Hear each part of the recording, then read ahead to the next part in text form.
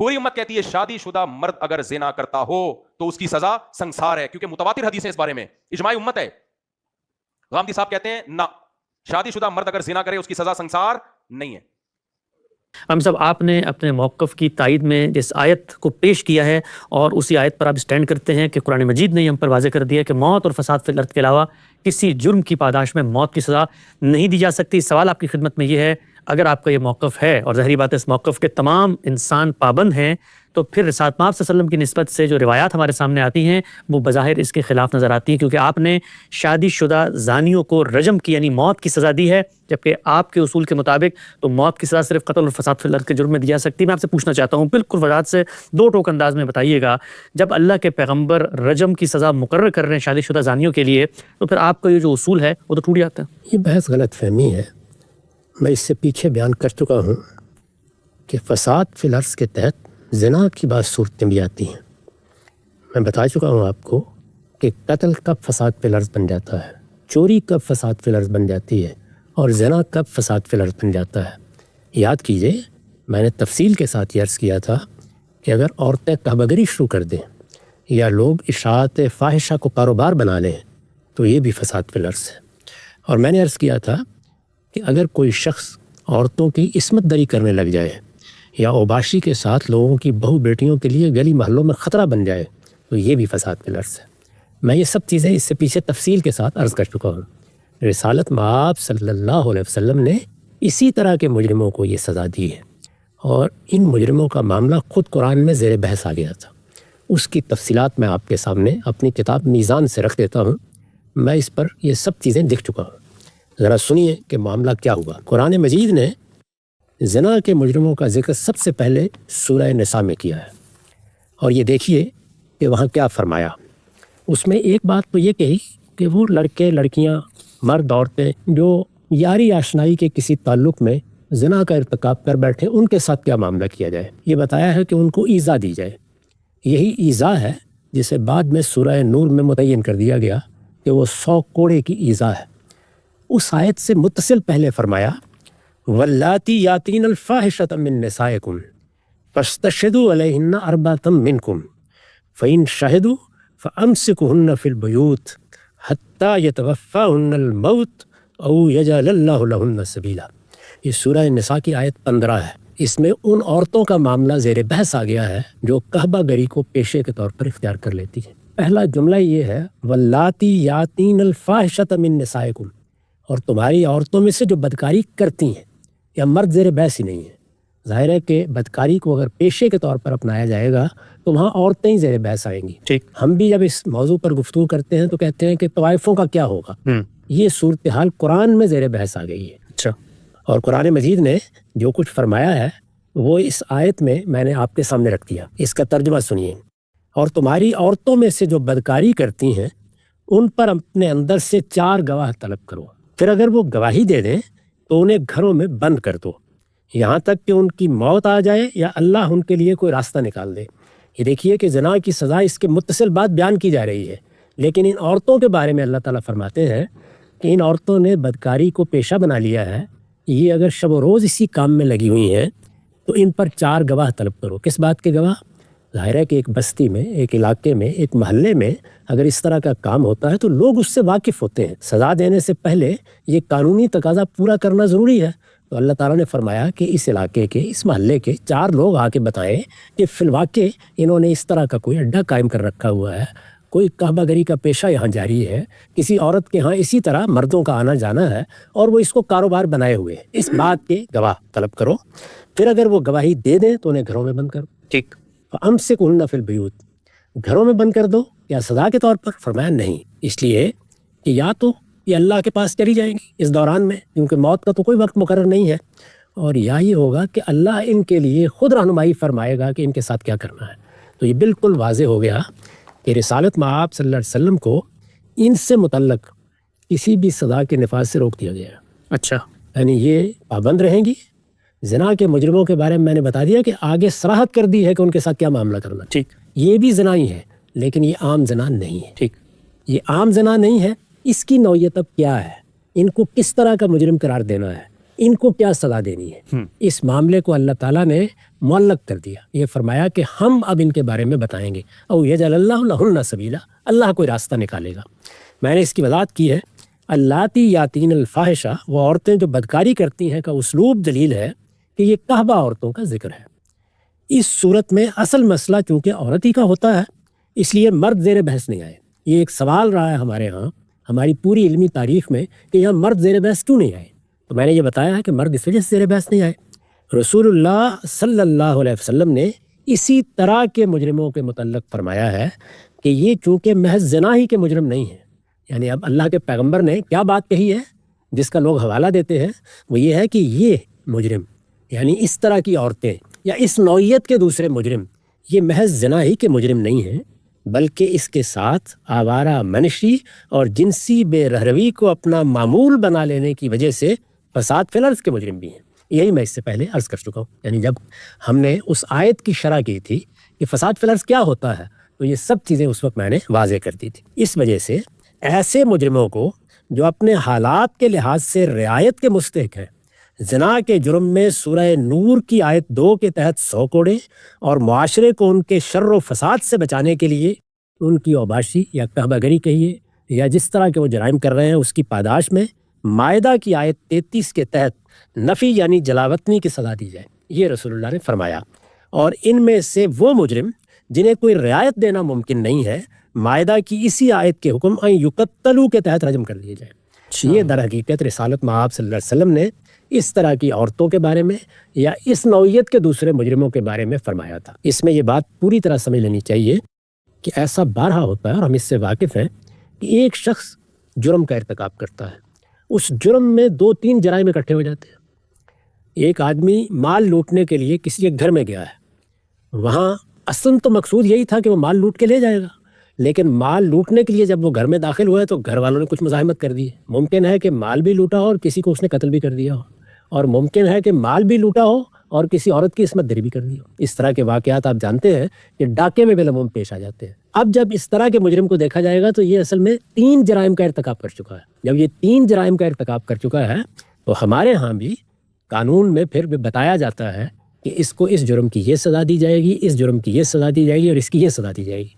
اس طرح کی عورتیں یا اس نوعیت کے مجرم، زنا کے مجرم تو ہیں ہی، جب وہ زنا کے مجرم ہیں تو زنا کے جرم میں قرآن نے بتا دیا ہے اور سورہ نور میں واضح کر دیا ہے کہ اس کی سزا 100 کوڑے ہے۔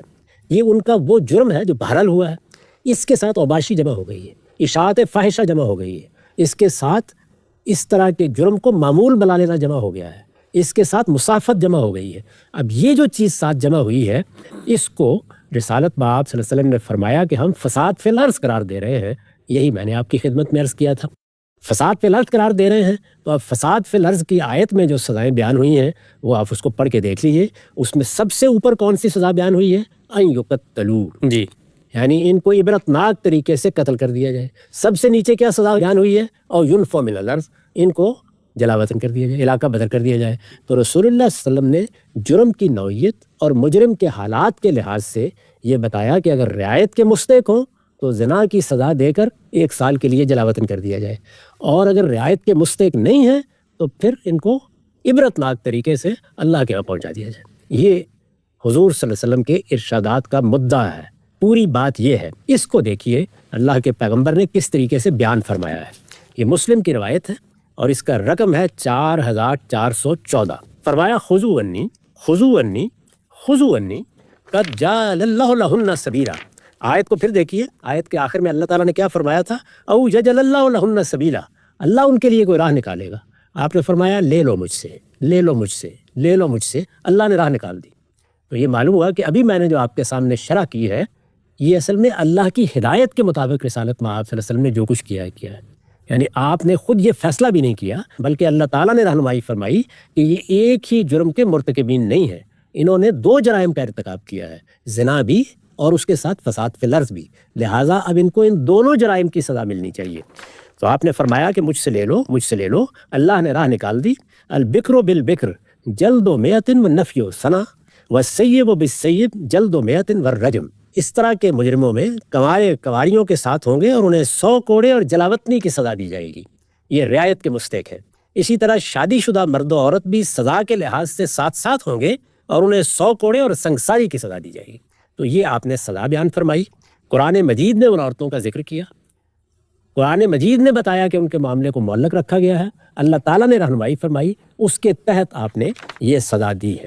اب اگر یہ بات واضح ہو گئی تو میں آپ کو یہ بتاتا ہوں کہ قرآن مجید کی جس آیت کو ہم نے پیش کیا اور یہ بتایا کہ قرآن فساد فی الارض کو کس طرح دیکھتا ہے، فساد فی الارض کے لیے کیا سزائیں مقرر کرتا ہے، قرآن مجید اس میں کیا قانون بیان کر رہا ہے، اس کی بھی تھوڑی سی وضاحت اب آپ سن لیجئے۔ سب سے پہلا سوال پیدا ہوتا ہے یہ رجم کیوں کیا گیا؟ جی ظاہر ہے کہ پہلا سوال یہی ہے، رجم کیوں کیا گیا؟ دیکھیے رجم کیا ہے، یہ اصل میں قتل کرنے کی ایک عبرتناک صورت ہے۔ چنانچہ سب سے جو پہلی سزا بیان ہوئی ہے وہ اگر آپ آیت کا مطالعہ کریں وہی 33-34 آیات جی جن میں فساد فی الارض کی سزائیں بیان کی گئی ہیں، تو قرآن نے فرمایا ان یقتلوا، سب سے پہلی سزا یہ ہے۔ میں نے لکھا ہے آیت میں اس سزا کے لیے ان یقتلوا کے الفاظ آئے ہیں، ان کے معنی یہ ہے کہ اللہ اور رسول سے محاربہ یا فساد فی الارض کے یہ مجرم صرف قتل ہی نہیں بلکہ عبرتناک طریقے سے قتل کر دیا جائے۔ یعنی اللہ تعالیٰ کا حکم یہی ہے کہ یہ صرف قتل نہیں کیے جائیں گے، عبرتناک طریقے سے قتل کیے جائیں گے۔ اس کی دلیل یہ ہے کہ قتل یہاں تقتیل کی صورت میں آیا ہے، یعنی اس میں کیا ہوا ہے، اس میں ایک ہی معنی کے افعال میں اضافہ ہو گیا ہے۔ میں اس قاعدے کی وضاحت کرتا ہوں۔ عربیت کے اداء شناس جانتے ہیں کہ بنا میں یہ زیادت نفس فعل میں شدت اور مبالغے کے لیے ہوئی ہے، یعنی ایک ہی مفہوم کا فعل ہے، وہ ثلاثی مجرد میں تھا، اسی میں آپ نے تفعیل بیان کر دیا، اسی میں افعال بیان کر دیا، تو اب یہ زیادت ہو گئی ہے بنا میں، حرف کی زیادت، یہ مبالغے پر دلالت کرتی ہے۔ اس سے کیا ہوتا ہے، فعل کی شدت بیان کرنا مقصود ہے۔ یہ شدت کبھی فاعل کی طرف منتقل ہو جاتی ہے، کبھی مفعول کی طرف کثرت کی صورت میں، اور کبھی فعل کی شدت ہی کی صورت میں مطلوب اور مقصود ہوتی ہے۔ اس وجہ سے تقتیل یہاں شر تقتیل کے مفہوم میں ہے۔ شر تقتیل یعنی برے طریقے سے، بدترین طریقے سے، عبرتناک طریقے سے قتل کر دینا۔ چنانچہ حکم کا تقاضا یہ ہوگا کہ ان مجرموں کو ایسے طریقے سے قتل کیا جائے جو دوسروں کے لیے عبرت انگیز اور سبق آموز ہو۔ رجم یعنی سنگساری بھی ہمارے نزدیک اسی کے تحت داخل ہے۔ یعنی رجم کچھ نہیں ہے، وہ اصل میں قتل کی عبرتناک صورت ہے، اور وہ اسی آیت کے تحت ہے۔ یہ سزا کہیں باہر کھڑے ہو کر نہیں دی گئی، بلکہ انہی آیات میں جو سزا بیان کی گئی ہے اسی کا بعض مجرموں پر اطلاق کیا گیا ہے۔ اور رسول اللہ صلی اللہ علیہ وسلم نے اپنے زمانے میں اوباشی کے بعض مجرموں کو، اوباشی یعنی یہی کہ قحبہ گری شروع کر دی جائے، یہی کہ دوسروں کی عصمت دری کے درپے لوگ ہو جائیں، بہو بیٹیوں کی عزت کے لیے خطرہ بن جائے، تو اس کے لیے ایک جامع تعبیر ہے اوباشی۔ اور رسول اللہ صلی اللہ علیہ وسلم نے اپنے زمانے میں اوباشی کے بعض مجرموں کو یہ سزا اسی آیت کے حکم کی پیروی میں دی ہے۔ یہ تو ہوا رجم کا معاملہ۔ اب ہم نے یہ دیکھا کہ اللہ کے پیغمبر نے تو 2 سزائیں بیان کی ہیں، جی یعنی 100 کوڑے کی سزا اور جلاوطنی کی سزا، 100 کوڑے کی سزا اور رجم کی سزا۔ ٹھیک، تو یہ جلاوطنی میں نے جیسے کہ عرض کیا وہ بھی اسی آیت سے آئی ہے۔ اچھا، اور یہ دیکھیے یہ خود یہ ترتیب بتا رہی ہے کہ ماخذ کیا ہے، کہاں سے رسالت مآب صلی اللہ علیہ وسلم اس کو لے رہے ہیں، اور اللہ تعالیٰ نے جو رہنمائی فرمائی ہے اس کی بنیاد کیا ہے۔ تو میں نے لکھا ہے کہ آیت میں یہ سزائیں حرف او کے ساتھ بیان ہوئی ہیں، یعنی 4 سزائیں بیان ہوئی ہیں، اور اس میں درمیان میں او آتا ہے، یا یعنی یہ سزا دی جائے یا یہ سزا دی جائے۔ اس کے معنی یہ ہے کہ قرآن مجید نے یہاں حکومت کو یہ اختیار دیا ہے کہ وہ جرم کی نوعیت، مجرم کے حالات اور جرم کے موجود اور متوقع اثرات کے لحاظ سے ان میں سے جو سزا مناسب سمجھے اس طرح کے مجرموں کو دے سکتی۔ یہ وہی اصول ہے کہ ہر جگہ یہ دیکھا جائے گا جرم کیسا ہوا ہے، جرم کی نوعیت کیا ہے اور مجرم کے حالات کیا ہے۔ مجرم بعض اوقات بڑا جرم کر کے بھی اپنے حالات کے لحاظ سے رعایت کا مستحق ہوتا ہے، اور بعض موقعوں کے اوپر رعایت کا مستحق نہیں ہوتا۔ اس کو دیکھا جائے تقتیل اور تسلیب جیسی سزاؤں کے ساتھ اس میں نفی کی سزا اس لیے رکھی گئی ہے۔ نفی کیا ہے؟ جلاوطنی، وہی جس کا میں نے ذکر کیا۔ تقتیل اور تسلیب جیسی سزاؤں کے ساتھ اس میں نفی کی سزا اس لیے رکھی گئی ہے کہ سزا میں انتہائی سختی کے ساتھ حالات کا تقاضا ہو تو مجرم کے ساتھ نرمی کے لیے بھی گنجائش باقی رکھی جائے۔ ٹھیک، چنانچہ رسول اللہ صلی اللہ علیہ وسلم کے بارے میں معلوم ہے کہ آپ نے اپنے زمانے میں اوباشی کے ان مجرموں کو جو اپنے حالات اور جرم کی نوعیت کے لحاظ سے کسی حد تک رعایت کے مستحق تھے، رعایت کے مستحق تھے، مجرم اوباشی کے ہیں، یعنی وہی قحبہ گری ہے، وہی بہو بیٹیوں کی عزت کے درپا ہونا ہے، فساد فی الارض کے مجرم ہے، لیکن رعایت کے مستحق ہے۔ مائدہ کی اسی آیت کے تحت جلاوطنی کی سزا دی، اسی آیت سے وہ سزا بھی اخذ کی گئی ہے، اور وہ مجرم جنہیں کوئی رعایت دینا ممکن نہ تھا اسی آیت کے تحت رجم کر دیے گئے. اچھا یعنی قرآن مجید کی یہی آیات، یہ مائدہ کی 33-34 آیات ہیں، یہ دونوں سزائیں اسی شخص کی گئی ہیں، دونوں روایت میں بیان ہوئی ہیں، دونوں کے لیے خود پروردگار عالم نے رہنمائی فرمائی ہے. اب اس کے بعد جو ایک آخری چیز رہ جاتی ہے وہ ہے شادی شدہ اور غیر شادی شدہ کا فرق. جی میں نے واضح کیا اس کو. زنا اور اوباشی کے بعض مجرموں کے شادی شدہ اور غیر شادی شدہ ہونے کے بارے میں رسول اللہ صلی اللہ علیہ وسلم کا استفسار بھی اسی قبیل سے تھا. یعنی یہ شادی شدہ اور غیر شادی شدہ کا معاملہ پیدا کہاں سے ہوا ہے؟ جب آپ نے یہ سزائیں دی ہیں تو اس موقع پر پوچھا ہے کہ یہ مجرم شادی شدہ ہے یا شادی شدہ نہیں ہے. اچھا یہ استفسار کیا آپ نے. یہ استفسار کس لیے کیا ہے؟ مجرم کے حالات کو جاننے کے لیے. اچھا کہ آپ جانتے ہیں کہ اگر مجھے چور کو سزا دینی ہے اور اخلاقیات قانون یہ کہتی ہے کہ یہ کسی رعایت کا مستحق تو نہیں ہے، اگر ہے تو اسے رعایت ملنی چاہیے، تو میں پوچھوں گا کہ اس نے چوری کی ہے، یہ بھوکا تو نہیں تھا، اس کو اس کے کسی مالک نے یا اس کے ساتھ کوئی معاملہ کرنے والے شخص نے اس صورتحال سے دوچار تو نہیں کر دیا تھا. یہ ایسا کوئی نوجوان تو نہیں ہے کہ کچھ لوگوں کی صحبت میں بیٹھ کر چوری چکاری میں مبتلا ہو گیا، ابھی اس کو اصلاح کی ضرورت ہے. 10 سوالات پوچھوں گا. پوچھیں. اسی طرح کا سوال ظاہر ہے زنا کے معاملے میں کیا جائے گا کہ یہ اوباش اب گلیوں بازاروں میں پھر رہا ہے کہ اس کی شادی نہیں ہوئی. تو شادی کے بارے میں جو سوال ہے وہ حالات کو جاننے کے لیے کیا گیا ہے. یہ پہلی بنیادی بات جان لینی چاہیے. زنا اور اوباشی کے بعد مجرموں کے شادی شدہ اور غیر شادی شدہ ہونے کے بارے میں رسول اللہ صلی اللہ علیہ وسلم کا استفسار، یعنی جو سوال آپ نے کیا مجرموں سے، استفسار بھی اسی قبیل سے تھا جسے فقہا نے غلطی سے مناتے حکم سمجھا. یعنی غلطی کیا ہوئی ہے ہمارے فقہا سے کہ انہوں نے اسے حکم کی بنیاد سمجھ لیا. یہ مجرم کے حالات میں سے ایک حالت ہے. یہ چوری میں اور چیزیں ہوں گی، قتل میں اور چیزیں ہوں گی، زنا میں اور چیزیں ہوں گی. تو زنا میں آپ جانتے ہیں چونکہ اس میں جنسی انحراف ہوا ہے تو شادی بھی ضرور زیر بحث آئے گی. یہ دیکھا جائے گا نوجوان ہے، ایسا تو نہیں کہ والدین شادی میں تاخیر کر رہے تھے، ایسا تو نہیں ہے کہ برے لوگوں کی صحبت میں بیٹھ کر اس طرح برائی میں مبتلا ہو گیا ہے. کیا چیز ہے اس کو جاننے کی ضرورت ہے. اس کی ذہنی حالت ٹھیک ہے، اس کی طبیعت، اس کا مزاج، اس کا پس منظر کیا ہے، اس کی پرورش کہیں کوئی نفسیاتی مریض تو نہیں ہے. یہ ساری چیزیں دیکھیں گے. اسی طرح چھوٹی عمر کا ہے تو یہ چیز بھی رعایت کا مستحق بنا دیتی ہے. چنانچہ فقہا نے اس کو مناتے حکم یعنی حکم کی بنیاد قرار دیا. ریزن سمجھ لیا. یہ اصل میں حکم کی بنیاد ہے، وہ حکم کی بنیاد نہیں ہے، کنڈیشن ہے. وہ احوال میں سے ایک حالت ہے جس کو دیکھنا ضروری تھا، جسے فقہا نے غلطی سے مناتے حکم سمجھا اور اس کی بنا پر سورہ نور کی آیت جلد کو شادی شدہ زانیوں کے حق میں منسوخ قرار دے دیا. وہ اس کو زنا کی سزا سمجھے. اب زنا کی سزا تو قرآن میں 100 کوڑے بیان ہوئی ہے. جب انہوں نے زنا کی سزا سمجھا تو قرآن کا کیا کرے؟ تو انہوں نے کہا کہ قرآن کی آیت منسوخ ہو گئی. اللہ یعنی شادی شدہ زانیوں کے حق میں منسوخ ہو گئی ہے. کس نے منسوخ کی ہے؟ اس روایت نے کر دی. تو اس کی نوعیت ہی بالکل مختلف تھی. گویا معاملے کی نوعیت یہ تھی، یعنی غلطی کیسے ہوئی ہے، گویا معاملے کی نوعیت یہ تھی کہ اس طرح کے مجرموں کو سزا دیتے وقت ان کے لیے کسی رعایت کا فیصلہ کرنے کے لیے دوسری بہت سی چیزوں کے ساتھ یہ بھی دیکھا جائے کہ وہ شادی شدہ ہیں یا نہیں، یہ بھی دیکھا جائے کہ وہ شادی شدہ ہیں یا نہیں. لیکن انہوں نے یعنی فقہا نے اس یہ بھی کو یہی قرار دیا. جی ابھی غلطی کیا ہے، یہ بھی دیکھنا تھا، انہوں نے کہا نہیں یہی دیکھنا ہے. اس یہ بھی کو یہی قرار دیا اور اس طرح ایک ایسی بے جوڑ چیز اسلام کے ضابطۂ حدود و تعزیرات میں داخل کر دی جو عقل و نقل دونوں کی روح سے بالکل بے بنیاد ہے. یعنی اس کے نتیجے میں وہ نسخ کا مسئلہ پیدا ہو گیا، اس کے نتیجے میں بے شمار اصول فقہ کے مباحث پیدا ہو گئے. کچھ بھی نہیں تھا، معاملے کو صحیح جگہ پر نہیں رکھا گیا. اس کی صحیح جگہ کون سی تھی؟ وہ یہ کہ یہ فساد فی الارض کے مجرم ہے اور زنا بہر انہوں نے کیا ہے. اب ان کے ساتھ کیا معاملہ کرنا ہے اللہ تعالیٰ نے رہنمائی فرمائی، اللہ کے پیغمبر نے اس کے امتثال میں یہ بات بھی بیان کی اور اس طرح کے مجرموں کو یہ سزا بھی دی. اس میں ادنیٰ درجے میں قرآن مجید کے بیان کردہ حدود سے کوئی تجاوز نہیں. اب سب نقطہ 2-4 کی طرح واضح ہو جاتا ہے کہ رسالت مآب صلی اللہ علیہ وسلم نے جن لوگوں کو رجم کی سزا دی ہے وہ صرف زنا کے مجرمین نہیں تھے بلکہ اس کے ساتھ ساتھ فساد فی الارض کے بھی مجرمین تھے. اور خود قرآن مجید نے فساد کی جو سزائیں بیان کی ہیں رسالت مآب صلی اللہ علیہ وسلم نے انہی کا اطلاق کیا، کوئی الگ سے حد جاری نہیں کی. ہم سب یہ جو کچھ آپ نے بیان کیا ہے اس پہ 3 توضیحات میں طلب کرنا چاہتا ہوں. سب سے پہلی چیز یہ ہے کہ جو سب سے شروع میں آپ نے بتایا کہ اللہ تعالیٰ نے جو کعبہ گری میں ملوث عورتیں ہیں، کھلی بدکاری میں جا چکی ہیں، ان کے بارے میں فرمایا کہ اللہ کو رستہ نکال دے اور پھر فساد کی آیتیں آئیں اور رسول اللہ صلی اللہ علیہ وسلم نے اس کا اطلاق کر دیا.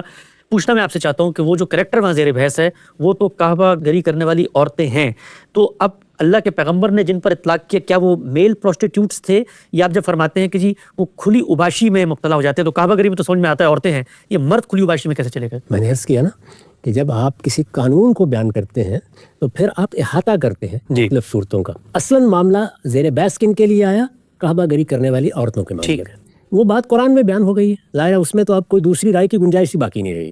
اس طرح کی عورتوں سے متعلق میں آپ اس بات پر متفق ہو جائیں گے کہ یہ فی الواقع فساد پہ لرز ہے، یعنی ان کو کوئی رعایت ملنی چاہیے نہیں ملنی چاہیے وہ بات کی بحث ہے. لیکن یہ ایسا جرم ہے کہ اگر اس پر اصرار کیا جائے گا، اور خاص طور پر اللہ کے پیغمبر کی موجودگی میں اور اس حکومت میں جس کو حکومت الہیہ کہا جاتا ہے، یعنی جس میں اللہ تعالیٰ براہ راست اپنے پیغمبر کی وساطت سے حکومت کر رہے ہوتے ہیں، اس میں یہ بات تو کسی طرح بھی گوارا نہیں کی جا سکتی تھی کہ مدینے میں یا دوسری بستیوں میں کعبہ گری کے اڈے موجود ہوں.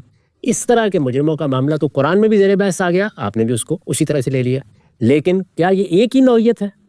یعنی کیا زنا کی صرف یہی نوعیت ہے جس کو ہم فساد فی الارض کے تحت لا سکتے ہیں؟ جی یہ سوال. آپ غور کریں تو عصمت دری بھی اسی کے تحت آتی ہے، یعنی وہ بھی کوئی عام زنا کا جرم وہ بھی یہاں زیر بحث لکھی ہوئی یہاں زیر بحث نہیں ہے، یعنی وہ قرآن میں زیر بحث نہیں ہے. زبردستی. لیکن جب اب قانون بنایا جائے گا تو قانون میں تو ساری صورتوں کا احاطہ کیا جائے گا. ٹھیک. اسی طرح آپ نے دیکھا ہوگا کہ بعض اوباش قسم کے لوگ ہیں، وہ گلیوں بازاروں میں ہماری بچیوں کے درپے ہو رہے ہوتے ہیں، باہر نکلنا مشکل بنا دیتے ہیں. میں آگے چل کے آپ کو بتاؤں گا کہ اس طرح کے مجرم بھی مدینے میں موجود تھے. اچھا. چنانچہ ہم یہ جانتے ہیں، اگر واقعات زیر بحث آئیں گے تو ان کا تجزیہ کر دیں گے، ہم یہ جانتے ہیں کہ وہاں ریپ کے واقعات ہوئے ہیں. اس طرح کی صورتحال پر بھی رسالت مآب صلی اللہ علیہ وسلم نے اس کا اطلاق کیا. ایسی کوئی اور صورت بھی ہو سکتی ہے، جیسے میں نے آپ کو مثال دی کہ کیمرے کی ایجاد نے یہ سب کچھ پیدا کر دیا ہے جس کا اب ذکر کرنا بھی شرفاء کی مجالس میں مشکل ہوتا ہے.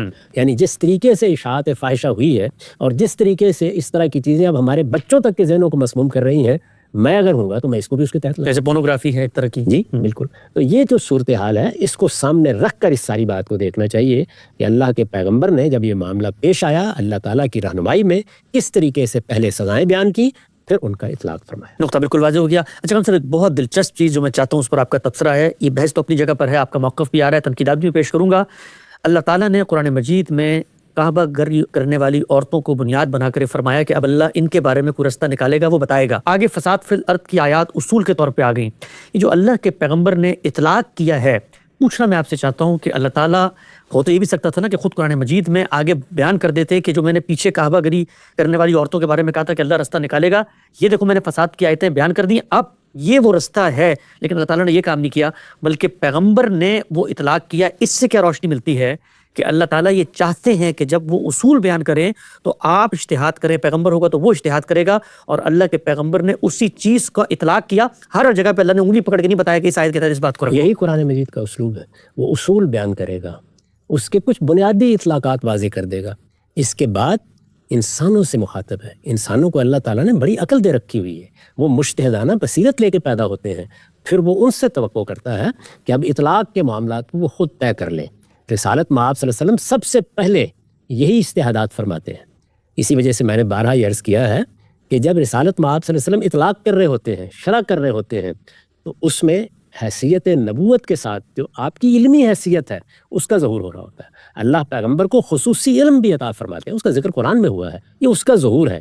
اور پھر اس کے بعد ہمارے فقہا، ہمارے علماء وہ اسی طریقے سے کہیں قرآن کی شرح و وضاحت کر رہے ہیں، کہیں اس کی تفسیر لکھ رہے ہیں، کہیں اس کے فقہی اطلاقات بیان کر رہے ہیں. یہ سب کیا ہے؟ یہ وہی ہے جس کی اللہ نے ہم سے توقع کی. نقطہ بالکل واضح ہو گیا ہے. یہ بتائیے گا، آپ نے یہ تو واضح کر دیا کہ اللہ کے پیغمبر نے جن لوگوں پر سزا کا اطلاق کیا وہ صرف زنا کے مجرمین نہیں تھے بلکہ فساد فی الارض کے بھی مجرمین ثابت ہو چکے تھے. پوچھنا میں آپ سے چاہتا ہوں، اتنا بڑا دعویٰ جب ہم کرتے ہیں تو کیا جو ہمارے سامنے رپورٹنگز ہیں، جو ہمارے سامنے معاملات ہیں، جو ہمارے سامنے رداد ہے، ان کیسز بھی جن پر رسالت مآب صلی اللہ علیہ وسلم نے اس سزا کا نفاذ کیا ہے، وہ اس کو سپورٹ کرتے ہیں کہ وہ جو لوگ تھے وہ صرف زنا کے مجرمین نہیں تھے بلکہ سزا اور جرم اس سے آگے بڑھ گیا؟ یہ چند مقدمات ہیں جن پہ رسالت مآب صلی اللہ علیہ وسلم نے رجم کی سزا دی ہے. جی. ہمارے ہاں عام طور پر جب مقدمات کا ذکر ہوتا ہے یا واقعات زیر بحث آتے ہیں تو لوگوں کا خیال یہ ہوتا ہے کہ اس کی پوری تفصیلات کہیں لکھی ہوئی موجود ہوں گی. یعنی جیسے ہمارے ہاں عدالتوں میں مقدمات پیش ہوتے ہیں، پھر ان کی ایک رودات لکھی جاتی ہے، پھر فیصلے لکھے جاتے ہیں، وہ فیصلے ہمارے پاس تحریری صورت میں موجود ہوتے ہیں، ان سے متعلق جتنے سوالات پیدا ہو سکتے ہیں ان کا جواب وہاں سے مل جاتا ہے. میں اگر کسی مقدمے کی رودات جاننا چاہوں تو مجھے معلوم ہو جائے گا یہ مقدمہ کس کے بارے میں تھا، جرم کی نوعیت کیا تھی، مجرم کے حالات کیا تھے، وکیل صفائی نے کیا کیا چیزیں پیش کیں، استغاثہ نے مقدمہ کیسے ترتیب دیا، گواہوں نے کیا کہا. اس طرح کی سب چیزیں کسی مقدمے کی روداد میں جاننی انتہائی ضروری ہوتی ہیں. ٹھیک. یہ جو چند مقدمات رسالت مآب صلی اللہ علیہ وسلم کی نسبت سے روایت ہوئے ہیں، ان میں سے کسی مقدمے میں بھی ان تمام سوالوں کا کوئی جواب نہیں۔ اچھا، یہ نہایت مبہم قسم کی رودادیں ہیں۔ ایک شخص دیکھ رہا ہے، کہیں کھڑا ہوا ہے، کوئی معاملہ اس کے سامنے ہوا ہے، اس نے اس کو بالاجمال بیان کر دیا، جو بات اس کی سمجھ میں آئی وہ اس نے روایت کر دی۔ یہ کوئی قانونی رودادیں نہیں ہیں کہ جن کی بنیاد پر فیصلے کیے جائیں۔ ایک بڑی غلطی ہمارے ہیں جو ہوتی ہے کہ ہم بعض اوقات مقدمات یا واقعات سے قانون اخذ کرنا شروع کر دیتے ہیں، جبکہ قانون جب بھی بیان کیا جائے گا وہ باقاعدہ طریقے سے بیان کیا جائے گا۔ اللہ تعالیٰ اپنی کتاب میں بیان کریں گے، اللہ کا پیغمبر بیان کرے گا، وہ جس طرح بیان ہوا ہے اس کی وضاحت میں کر چکا ہوں۔ مقدمے کی رودات پر اس کا اطلاق کیسے ہوتا ہے، میں نے عرض کیا کہ وہاں دسیوں سوالات ہیں جن کے جب تک جواب نہ ملے کوئی بات حتمی طور پر نہیں کہی جا سکتی۔ اہم 4 مقدمات جو بالعموم اس سلسلے میں زیر بحث آتے ہیں، ان میں 2 کا حال تو یہ ہے کہ وہ ان میں سے کسی ضروری سوال کا جواب بھی نہیں دیتے۔ یعنی مثال کے طور پر ان سے یہ جاننا بھی ممکن نہیں ہے کہ کیا فی الواقع یہ وہ لوگ تھے کہ جن کو شادی شدہ ہونے کی بنیاد پر سزا دی گئی ہے۔ 2 مقدمات البتہ زیادہ واضح ہیں، یعنی ان کی رودات سے یہ حقیقت معلوم ہو جاتی ہے کہ مجرم کون ہے، جرم کی نوعیت کیا ہے، رسالت مآب صلی اللہ علیہ وسلم نے سزا دی ہے تو کیا چیز ہے جو اس پہ ملحوظ ہے۔ میں آپ سے عرض کرتا ہوں کہ وہ دونوں مقدمات بالکل واضح ہے کہ زنا بالجبر کے مقدمات ہیں۔ میں اس سے پہلے عرض کر چکا ہوں کہ فساد فی الارض کی وہ صورتیں جو زنا سے متعلق ہیں وہ کیا ہو سکتی ہیں۔ میں نے یہ بتایا تھا آپ کو کہ ایک تو کعبہ گری ہے، اس پر اس کا اطلاق ہو سکتا ہے، اور دوسرے جو سب سے نمایاں صورت ہے وہ یہ ہے کہ کسی عورت کی عصمت دری کر ڈالی جائے، یعنی اس کے ساتھ زبردستی یہ معاملہ کر ڈالا جائے۔ یہ دونوں مقدمات، اس میں کوئی شبہ ہی نہیں ہے، ان کی رودادوں سے بالکل واضح ہے کہ زنا بالجبر اور عصمت دری کے مقدمات ہیں۔ میں ان دونوں کو آپ کے سامنے رکھ دیتا ہوں۔ میں نے ان تمام مقدمات پر بڑی تفصیلی بحث اپنی کتاب برہان میں کی ہے، اس کو لوگ پڑھ سکتے ہیں۔ اس میں چھوٹے بڑے سب مقدمات زیر بحث ہیں، لیکن ان 2 مقدمات کی نوعیت کیا ہے یہ میں وہیں سے آپ کو پڑھ کے سنا رہا ہوں۔ میں نے لکھا ہے پہلے مقدمے کی روایت یہ ہے، کسی تبصرے کی ضرورت نہیں، میں یہ روایت آپ کے سامنے پڑھ دیتا ہوں۔ یہ ابو داؤد کی روایت ہے، اس کا رقم 4379 ہے۔ اس سے بالکل واضح ہو جائے گا کہ کس نوعیت کا مجرم ہے اور رسالت مآب صلی اللہ علیہ وسلم نے اس کو کس جرم کی پاداش میں رجم کرنے کے لیے کہا ہے۔ ٹھیک، روایت یہ ہے، ان علقمۃ بن وائل عن ابی ان امرأة خرجت على عہد النبی صلی اللہ علیہ وسلم تريد الصلاة فتلقاها رجل فتجلى لها فقضى حاجته منها فصاحت وانطلق ومر عليها رجل فقالت ان ذاك فعل بي كذا وكذا ومرت اصابة من المهاجرين فقالت ان ذلك الرجل فعل بي كذا وكذا فانطلقوا فأخذوا الرجل الذي ظنت انه وقع عليها فأتوها به فقالت نعم هو هذا فأتوا به النبي صلی اللہ علیہ وسلم فلما امر به قام صاحبها الذي وقع عليها فقال یا رسول اللہ انا صاحبها فقال لها اذهبي فقد غفر الله لك قال للرجل الذي وقع عليها ارجموه۔ یہ پوری روایت ہے۔ ترجمہ ہے، علقمہ بن وائل اپنے باپ سے روایت کرتے ہیں کہ نبی صلی اللہ علیہ وسلم کے زمانے میں ایک عورت نماز کے لیے گھر سے نکلی۔ یہ معلوم ہوتا ہے کہ فجر کی نماز تھی۔ ایک عورت نماز کے لیے گھر سے نکلی تو راستے میں ایک شخص نے اسے دیکھا، بس اس نے اس پر غلبہ پا لیا اور اپنے نفس کی پیاس بجھائی۔ اس پر وہ چیخی چلائی تو وہ بھاگ کھڑا ہوا۔ یہ بالکل واضح ہے کہ یہاں ریپ ہوا ہے، زنا بالجبر ہوا ہے، ایک عورت کی عصمت دری کی گئی ہے، یہ کوئی رضامندی کا زنا کا معاملہ نہیں ہے۔ اس پر وہ چیخی چلائی تو وہ بھاگ کھڑا ہوا۔ اسی اثناء میں ایک آدمی کا گزر اس طرف سے ہوا تو اس عورت نے اسے بتایا کہ ایک شخص نے اس طرح اسے رسوا کیا ہے۔ یہ بات ہو رہی تھی کہ مہاجرین کی ایک جماعت بھی اس طرف آ نکلی، وہ بھی نماز کے لیے آ رہے ہوں گے۔ اس نے انہیں بھی اپنی رودات سنائی تو وہ بھاگے اور اس شخص کو پکڑ لیا جس کے بارے میں عورت کا خیال تھا کہ اس نے اس کے ساتھ زیادتی کی ہے۔ ٹھیک، وہ اسے اس کے پاس لے آئے تو اس نے کہا ہاں یہ وہی ہے۔ چنانچہ وہ اسے نبی صلی اللہ علیہ وسلم کے پاس لے آئے، آپ نے اس کے لیے سزا کا حکم دیا تو اصل مجرم کھڑا ہو گیا، یعنی وہ بیچارہ بے گناہ پکڑا گیا۔ عورت بھی جس طرح کی صورتحال سے دو چار تھی پہچان نہیں سکی اس کو، اس نے بھی کہہ دیا کہ یہی وہ شخص ہے جس نے میرے ساتھ زیادتی کی ہے۔ یعنی یہ کوئی یاری آشرائی کا معاملہ تو نہیں تھا، پہلے سے کوئی معلومات نہیں تھی۔ اچانک ایک حادثہ ہوا تھا، عورت نے بھی یہی بات کہہ دی، اس کو پکڑ لیا گیا تو وہ شخص جس نے اصل میں اس جرم کا ارتکاب کیا تھا اس کو یہ محسوس ہوا کہ یہ بے گناہ مارا جائے گا، وہ کھڑا ہو گیا اور اس نے عرض کیا یا رسول اللہ یہ میں تھا جس نے اس کے ساتھ زیادتی کی، یعنی اس نے خود آگے بڑھ کر اعتراف کر لیا۔ اس پر آپ نے عورت سے کہا جا اللہ نے تجھے معاف کر دیا، اور اس شخص سے بھی کلمات خیر فرمائے جو شبہ میں پکڑا گیا، یعنی اس کو بھی آپ نے تسلی دی، عورت کو بھی تسلی دی۔ پھر اس شخص کے بارے میں جس نے اس عورت سے بدکاری کی تھی اور اب اپنے جرم کا خود اعتراف کر لیا تھا، فرمایا اسے رجم کر دو۔ یہ رجم کی سزا کا واقعہ ہے جو تفصیل کے ساتھ ہمارے حدیث کی کتابوں میں بیان ہوا ہے۔ یہاں دیکھ لیجئے، کیا کوئی سوال شادی شدہ یا غیر شادی شدہ کے بارے میں کیا گیا؟ نہیں۔ اس کے احوال کو جاننے کے لیے کوئی اور باتیں پوچھی گئی ہیں؟ نہیں۔ کیوں نہیں پوچھی گئی؟ اس لیے کہ یہ ایک سادہ معاملہ ہے، ایک عورت کو ریپ کر لیا گیا ہے، اس کی عصمت دری کی گئی ہے، اس میں کچھ بھی پوچھنے کی ضرورت نہیں ہے۔ بہت سی چیزیں بالکل نمایاں اور واضح ہیں، معاملہ بھی بالکل واضح ہے، فرد اعتراف کر رہا ہے، کسی شخص کو وکیل کرنے کی ضرورت نہیں ہے، کسی سے کچھ سوالات پوچھنے کی ضرورت نہیں۔ اس کے اعتراف پر رسالت مآب صلی اللہ علیہ وسلم نے زنا بالجبر کے جرم میں اس کو رجم کی سزا دے دی ہے۔ اس کے بارے میں ہم بتا چکے، یہ تو بڑی سری صورت ہے جس کو فساد بالعرض کے تحت لایا جا سکتا ہے۔ یہ ایک مقدمہ ہے۔ ٹھیک۔ دوسرا مقدمہ ماعز اسلمی کا ہے اور وہی سب سے زیادہ شہرت رکھتا ہے، اس کی رودات بھی سن لیجیے۔ میں نے لکھا ہے اس سلسلے کا اہم ترین مقدمہ ماعز اسلمی کا ہے۔ میں یہ عرض کر چکا کہ تمام مقدمات پر میں نے اپنی کتاب برہان میں تبصرہ کیا ہے، یہ میں وہیں سے پڑھ رہا ہوں۔ اس سلسلے کا اہم ترین مقدمہ ماعز اسلمی کا ہے۔ یہ ایک یتیم تھا جس کی پرورش حزال اسلمی کے گھر میں ہوئی۔ ایک یتیم لڑکا تھا، حزال اسلمی نے اس کی پرورش کی، جو کچھ بھی تربیت مقصود تھی وہ بھی کی۔ ایک دن یہ ان کے پاس آیا اور انہیں بتایا کہ میں مہیرہ نامی ایک عورت کے پیچھے پڑا ہوا تھا، آج اس سے اپنی خواہش میں نے پوری کر لی۔ یہ واضح ہو جائے گا بالکل کہ یہاں پر بھی زنا بالجبر ہوا ہے، یعنی یہ کسی عورت کے درپے تھا، وہ اس کے ہاتھ آ گئی اور اس نے اپنی خواہش پوری کر لی۔ ایک دن یہ ان کے پاس آیا اور انہیں بتایا کہ میں مہیرہ نامی ایک عورت کے پیچھے پڑا ہوا تھا، آج اس سے اپنی خواہش میں نے پوری کر لی، لیکن اب نادم ہوں کہ میں نے یہ کیا حرکت کر ڈالی۔ حزال نے اسے مشورہ دیا کہ تم رسول اللہ صلی اللہ علیہ وسلم کی خدمت میں خود حاضر ہو جاؤ۔ اس سے ان کا مقصود یہ تھا کہ اس جرم کی پاداش سے بچنے کی کوئی صورت اس کے لیے نکل آئے گی۔ رسالت مآب صلی اللہ علیہ وسلم کا عام مزاج کیونکہ عفو درگزر کا تھا، انہیں خیال ہوا کہ نوجوان ہے، یہ جائے گا تو ممکن ہے کہ اس کے لیے کوئی معافی کی، توبہ کی صورت نکل آئے۔ انہوں نے مشورہ دیا کہ تم بجائے اس کے کہ پکڑے ہوئے بلائے جاؤ، خود حاضر ہو جاؤ۔ حزال نے اسے مشورہ دیا کہ تم رسول اللہ صلی اللہ علیہ وسلم کی خدمت میں خود حاضر ہو جاؤ۔ اس سے ان کا مقصود یہ تھا کہ اس جرم کی پاداش سے بچنے کی کوئی صورت اس کے لیے نکل آئے گی۔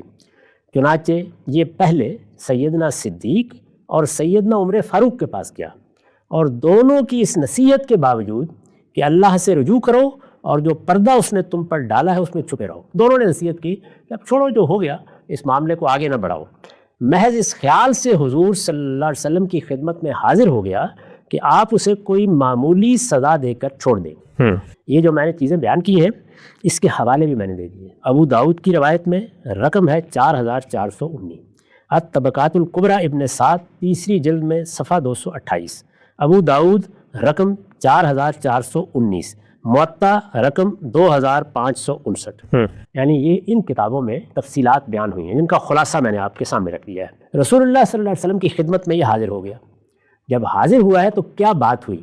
جابر رضی اللہ عنہ کی روایت ہے، انا لما خرجنا به فرجمناه فوجد مس الحجارہ صرخ برا یا قوم ردونی الى رسول اللہ صلی اللہ علیہ وسلم فإن قومی قتلونی وغرونی من نفسی واخبرونی ان رسول اللہ صلی اللہ علیہ وسلم غیر قاتلی۔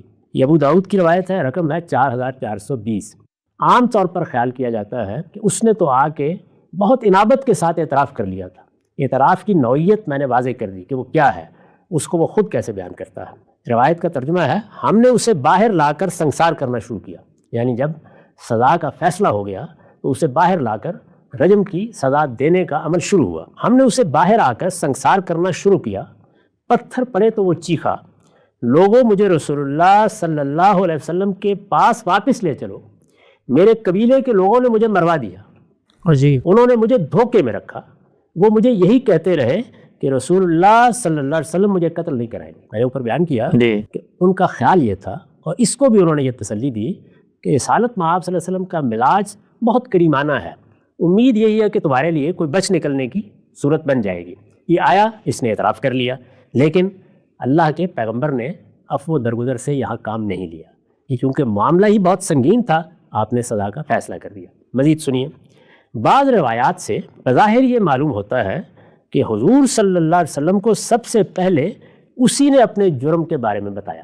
عام طور پر تاثر بھی یہی ہے، لیکن ابن عباس کی ایک روایت میں بصراحت بیان ہوا ہے کہ رسول اللہ صلی اللہ علیہ وسلم اس کے آنے سے پہلے ہی اس کے جرم سے مطلع تھے. اچھا، یعنی اطلاع آپ کو مل چکی تھی کہ اس طرح ایک عورت کی عصمت دری ہوئی ہے اور فلاں نے کی ہے. روایت یہ ہے، یہ مسلم کی روایت ہے، رقم ہے 4427. ان النبی صلی اللہ علیہ وسلم قال لماعز ابن مالک حکم ما بلغنی عنک قال وما بلغک انی قال بلغنی انک وقعت بجاریت آل فلاں قال نعم قال فشہد 4 شہادات ثم امر به فرجم. رسول اللہ صلی اللہ علیہ وسلم نے ماعز سے پوچھا مجھے تمہارے بارے میں جو کچھ معلوم ہوا ہے کیا وہ درست ہے؟ اس نے کہا آپ کو میرے بارے میں کیا معلوم ہوا ہے؟ آپ نے فرمایا مجھے معلوم ہوا ہے کہ تم نے فلاں قبیلے کی لڑکی کے ساتھ بدکاری کی ہے. اس نے کہا ہاں. ابن عباس کہتے ہیں کہ اس کے بعد اس نے 4 مرتبہ اقرار کیا، تب اس پر سزا نافذ کرنے کا حکم دیا گیا، چنانچہ اسے رجم کر دیا گیا. یعنی آنے کی صورت یہ ہے، اس طرح سے آ کر اس نے اعتراف کیا، اور اعتراف بھی حضور کے استفسار پر کیا، اور آپ کو پہلے سے اس کی اطلاع مل چکی تھی. اس کے جرم کی نوعیت کیا تھی؟ یعنی یہاں تو یہ بیان ہوا ہے کہ اس نے بدکاری کی، اس سے پیچھے بھی بیان ہوا ہے. اس سے یہ خیال ہو سکتا ہے کہ یہ غالباً کوئی رضامندی کا واقعہ ہوگا. اس کے جرم کی نوعیت کیا تھی؟ اس کے بارے میں کوئی واضح بات اگرچہ روایات میں بیان نہیں ہوئی، یعنی یوں نہیں ہے کہ لفظوں میں بیان ہو گیا ہو، لیکن ابن سعد کی روایت کے مطابق جس عورت سے اس نے بدکاری کی اسے چونکہ حضور صلی اللہ علیہ وسلم نے بلایا مگر اس سے کچھ مواخذہ نہیں کیا، اس وجہ سے صاف یہی معلوم ہوتا ہے کہ اس نے زنا بالجبر کا ارتکاب کیا. یعنی یہ بالکل واضح بات ہے. ظاہر قرآن میں بیان کیا گیا ہے کہ جو سزا زانی کو دی جائے گی وہی سزا زانیہ کو دی جائے گی، تو اس کو نہیں دی گئی. یہ تو کہا جا سکتا ہے کہ جی معلوم نہیں تھا، لیکن یہاں تو اس عورت کو رسول اللہ صلی اللہ علیہ وسلم نے بلایا اور بلا کر اس کو تسلی دی، تو یہ ظاہر ہے کس صورت میں دی جائے گی؟ اسی صورت میں جب کہ زنا بالجبر کا ارتکاب ہوگا. یہ دیکھیے الطبقات الکبریٰ میں 3 جلد میں یہ روایت نقل ہوئی ہے، اور اس کا رقم ہے 229. دار رسول اللہ صلی اللہ علیہ وسلم المرأة التي اصابها فقال اذهبي ولم يسألها عن شيء. رسول اللہ صلی اللہ علیہ وسلم نے اس عورت کو بلایا جس سے ماعز نے زنا کیا تھا، پھر اسے کہا چلی جاؤ، اور اس سے کچھ تعرض نہیں کیا. یعنی آپ پوچھتے، کوئی سوال کرتے، اس سے معلوم کرتے کہ تم نے جرم کا ارتکاب کیوں کیا ہے، معاف کیا تو کیوں کیا. ظاہر ہے کہ یہی ایک صورت ہو سکتی ہے، اور تو کوئی صورت نہیں ہو سکتی. قرآن مجید نے کوئی فرق نہیں کیا، وہ تو کہتا ہے کہ الزانیۃ والزانی، عورت نے بدکاری کی ہے یا مرد نے بدکاری کی ہے، دونوں کو سزا ملے گی. تو یہ صاف معلوم ہو گیا یہ کس قسم کا مجرم تھا. یعنی یہ تو تھا کہ واقعہ کیا ہوا، کنڈکٹ کیا تھا، یہ کس قسم کا مجرم تھا. اس سوال کا نہایت واضح جواب اس تقریر میں موجود ہے جو رسول اللہ صلی اللہ علیہ وسلم نے اسے رجم کی سزا دینے کے بعد اسی دن عصر کے وقت کی. اچھا، یعنی یہ ضرورت پڑ گئی کہ واقعے کے بارے میں لوگوں کو متنبع کیا جائے. عام طور پر اگر کوئی جرم ہوا ہے، سزا دے دی، معاملہ ختم ہوا، عصر کے وقت خاص اس موضوع پر رسالت مآب صلی اللہ علیہ وسلم نے لوگوں کے سامنے ایک تقریر کی، ایک خطبہ دیا. امام مسلم کی روایت ہے کہ آپ نے فرمایا، اس کا رقم ہے 4428. ذرا سنیے کیا فرمایا. اب کل من تلقنا غزاة فی سبیل اللہ تخلف رجل فی عیالنا لہو نبیب کا نبیب التیس علیہ لا اوت برجل فعل ذلک الا نقلت بہ. کیا یہی نہیں ہوا کہ جب کبھی ہم اللہ کی راہ میں جہاد کے لیے نکلے تو ہمارے اہل و عیال میں ایک شخص پیچھے رہ گیا جو شہوت کے جوش میں بکرے کی طرح بلبلاتا تھا. اللہ اکبر. یہ دیکھیے، یہ اس دن کا خطبہ ہے، اس میں جرم پر رسالت مآب صلی اللہ علیہ وسلم کا تبصرہ ہے. یعنی اس کو ترجمہ کرنا بھی مشکل ہے، جس طریقے سے آپ نے تصویر کشی کر دی ہے کہ یہ کس نوعیت کا مجرم تھا، کس قسم کا مجرم تھا. سنو، مجھ پر لازم ہے کہ اس طرح کا کوئی مجرم اگر میرے پاس لایا جائے تو میں اسے عبرتناک سزا دوں. وہی سزا جی، وہی سزا جس کو ہم اس سے پہلے بیان کر چکے جس کا ذکر سورہ مائدہ کی آیات 33-34 میں ہے، فساد فی الارض کی سزا، یہی سزا آپ نے ماعز کو دی۔ یہ دونوں مقدمات ہیں جن کی تفصیلات میں نے آپ کے سامنے رکھ دی ہیں۔ ان سے بالکل واضح ہے کہ یہ مقدمات اصل میں زنا بالجبر کے مجرموں کے مقدمات ہیں، ان کو رجم کی سزا دی گئی ہے، اور رجم کی سزا جب زنا بالجبر کے مجرموں کو دی گئی ہے تو پھر ادنیٰ تردد کے بغیر ہم کہہ سکتے ہیں کہ یہ ٹھیک اسی حکم کے امتثال میں دی گئی ہے جو قرآن مجید کی سورہ مائدہ میں بیان ہوا ہے۔ اچھا، بالکل مقدمات کی جو رداد ہمارے سامنے ہے، جتنا ڈیٹا ہے وہ اسی دعوے کو سپورٹ کرتا ہے کہ رسالت محمد صلی اللہ علیہ وسلم نے قرآن مجید سے ہٹ کر کوئی مستقل بذات الگ کام نہیں کیا، بلکہ قرآن ہی کے امتثال امر اور امتثال حکم میں اس سزا کا نفاذ کیا۔ اچھا ہم صاحب، ایک چھوٹا سا پہلو شاید سننے والوں کے ذہن میں آ رہا ہوگا، جب یہ ماعز اسلمی جن کے اوپر زنا بالجبر کا ریپ کا الزام تھا سیدنا ابوبکر اور سیدنا عمر کی خدمت میں حاضر ہوئے تو انہوں نے یہ کہا کہ جاؤ اللہ اس پہ پردہ ڈالے گا، تو ظاہری بات ہے کہ زنا بالجبر کے مجرم کو تو یہ نہیں کہا جا سکتا، تو یہ ممکن ہے کہ ماعز نے جو تصویر ان کے سامنے پیش کی ہو اس میں اپنے اس فعل کو ایک زنا بالرضا کا فعل بیان کیا ہو، یعنی ان پر یہ واضح نہ ہو کہ واقعی میں ریپ کا کیس ہوا ہے۔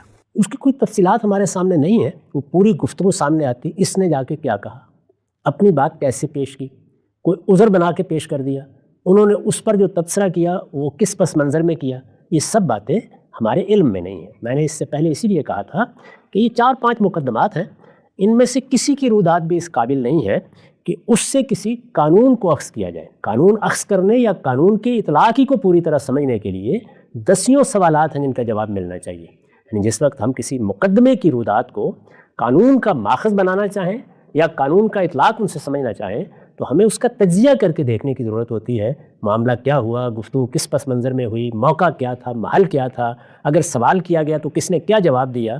بارہ ایسا ہوتا ہے کہ ہمارے سامنے ایک مجرم آتا ہے، اس کے بارے میں 10 باتیں ہیں جو لوگ کہہ رہے ہوتے ہیں، وہ بھی اپنے بارے میں کوئی صفائی پیش کر رہا ہوتا ہے، اس پر میں ایک تبصرہ کر سکتا ہوں، آپ ایک تبصرہ کر سکتے ہیں، تو اسی طرح کے تبصرے ہیں جو سننے والوں نے نقل کر دیے ہیں۔ پھر یہ کہ انہوں نے کیا سنا، پوری بات کیا تھی، وہ بھی ہم تک منتقل نہیں ہوئی، لہذا بس یہی صورتحال ہے۔ تاہم مقدمات اپنی نوعیت کے لحاظ سے بالکل واضح ہیں۔